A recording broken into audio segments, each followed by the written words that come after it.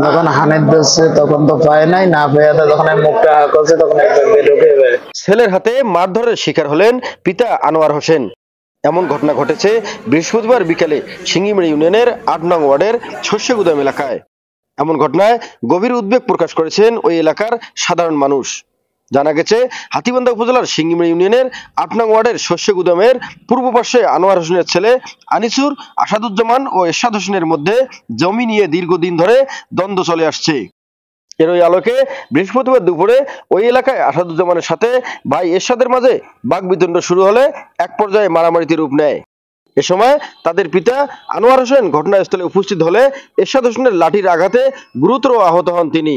পরে এরশাদ হোসেনের হাতে থাকা ধারালো ছোড়ার আঘাতে ভাই আসাদুজ্জামান গুরুতর আহত হয়ে হাতীবান্ধা উপজেলা স্বাস্থ্য কমপ্লেক্সে চিকিৎসাধীন রয়েছে।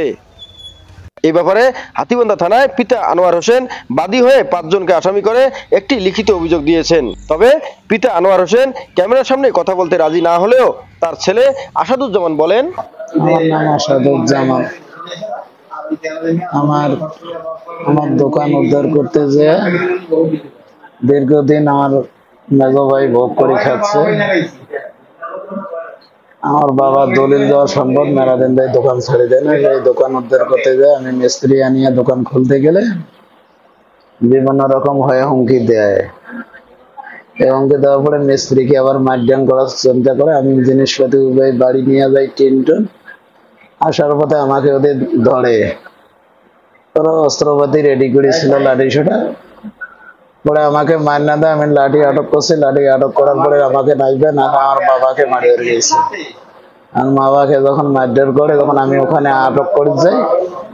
তখন আমাকে দ্বিতীয় লাঠি না পেয়ে দেওয়া ছোট ভাই মারধর করে। ছোট ভাই যখন খুলে নেবে তখন আমাকে দোকান থেকে ছুরি কাটার আনিয়ে যখন হানিফ দিচ্ছে তখন তো পায় নাই, না পেয়ে যখন আমি মুখটা হা করছে তখন একজন ঢুকে যায়।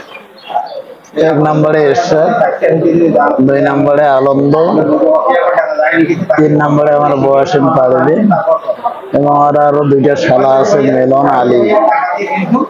এই ৫ জন এটা আগের থেকে যোগসূত্র প্ল্যান আছে। আমি সঠিক ন্যায্য বিচার চাই, আদালতের কাছে বিচার চাই। M A Rahim, news channel 24, news desk.